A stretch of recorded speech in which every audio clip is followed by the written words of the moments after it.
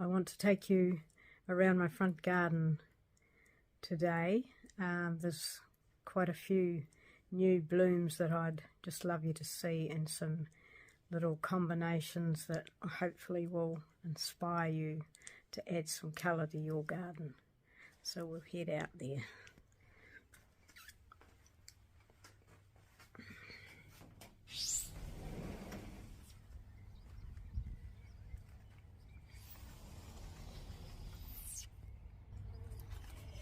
Now, first of all, I want to show you this delphinium here, which is a seedling called Hunky Dory, and it's I've got it in some pots elsewhere in the garden. It's rather beautiful. This rose is called Rosy Cushion. I'll go around here and show you how it's coming into bloom, looking gorgeous, and with the lamb's ear in the background. There's a little bit of nemesia there too to bring out the colour of the lamb's ear. It's a lovely rose, Rosy Cushion. It's a little bit of a wild seedling of cornflower that I used to grow in here. I stopped growing it because it just went a bit wild, really. Some campanula, and I wanted to show you these beautiful big peony roses. Look at that. I'll step back so you can see the size of it compared to the other things. So there's a lovely group of thyme there. Colour going on in the background.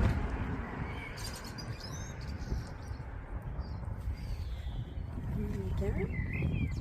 This perennial here, which looks like it's coming into bud, is a Philendia. I'll write that name up properly.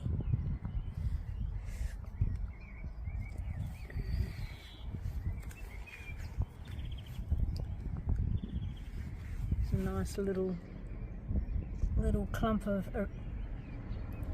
Arabis. Stopped flowering, but I think it'll come back into flower. Some snapdragons that are self-seeded there. Hello, hello. No show without punch.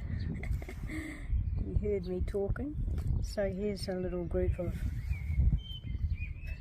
dianthus that I actually bought because I took away some old ones that were here that were past their best after a couple of years. There's some candy tuft that's seeded in there as well. It's looking quite good. I've got some white campanula here that I put in between these roses. Now there's one of my lupins, and in the back, I might just go over here, there's a bearded iris, which is called Impressions, Elegant Impressions. There's a delphinium down there. There's another bearded iris. This here is a bud of a new rose for me, and it's called Lady of McGinch. The buds are, I would say, just a few days, and they'll be out. Step back here. A little bit of ajuga here, which is one of my favourite ground covers. Hello. Hello. Some pansies. There's a hebe. There's some catmint nepeta in the back there, and another peony rose. So I'm hoping that these roses come into full flower before the peony roses finish, but I don't know whether I'll be lucky about that. Now this is Just waiting for that traffic to go by. This is another David Austin rose, and it's, oh, forgotten the name. It's gone out of my mind because I'm thinking about that traffic and how distracting it might be. And the only person that's distracting is me. I'll write the name of this rose up on the screen when I'm finished. Now, over the back here, and my perennials are beginning to flower. There's a little mauve salvia here, which is going to look pretty good against this Olivia Rose Austin. That's the name of the rose, Olivia Rose. So it's got a mauve salvia behind it and another dark pink salvia and orleia here. So they're of course going to get much bigger. There's a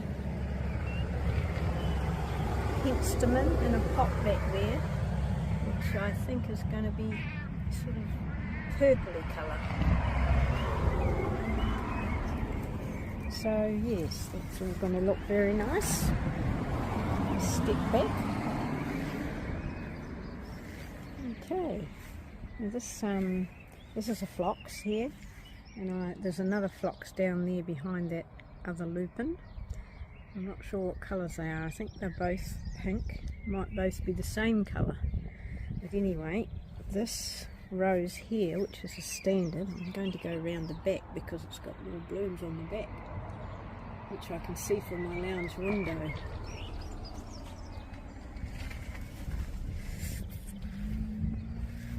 So it's looking rather good. This is Gertrude Jekyll. Hello, what are you doing? This is a favourite spot. He likes to come down and sit there and survey what I'm doing. So this, yeah, quite a lovely rose with a perfume. One of my 2 standard roses that I shouted myself. Right, now here is a lovely spindly flower plant which sends up, it's probably got another foot or so to grow. It's called Thalictrum, and it has beautiful wispy flowers on it for several weeks. This here's an Ixia, which I've got a little bunch of there.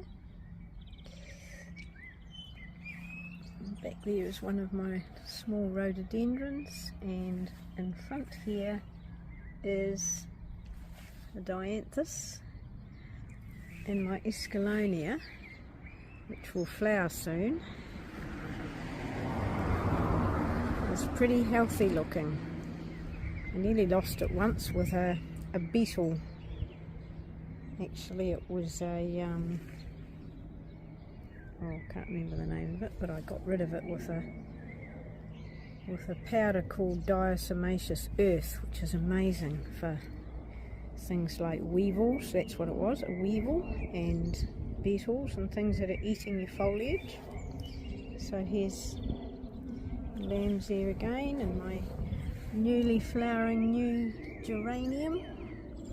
Right, so that's the front garden. Just thought it was time to do another quick little round of that. This rose is called Romance, and there's some Schizanthus flowers in the back there, which are on a video that I did earlier of the back garden. So I'm just overlapping a bit here. Just want to show you this rose and how it looks across the garden. It's a beautiful colour. Alright, so the next video up will be next week's pick of the garden. Going around the garden about midweek to this week to send you the pictures of the best blooms of the week. Alright, thank you.